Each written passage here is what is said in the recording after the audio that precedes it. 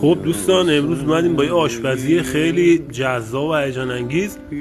همونطور که میبینید گوشت قرمز رو زغال داره قرمز ترش میکنه. اینجا میخواد مثل اینکه بله ساتوریش کنه.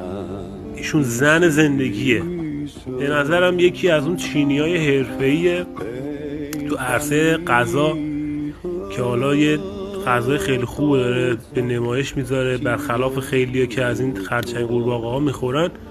ای تو دهن بابات ریدم، یه بار نشد ما شما گوهار ببینیم یه غذا سالم بخورید.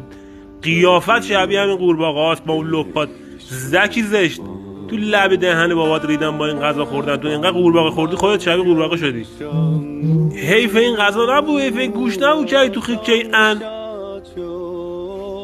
گو داشتم ازت تعریف میکردم ریده ای.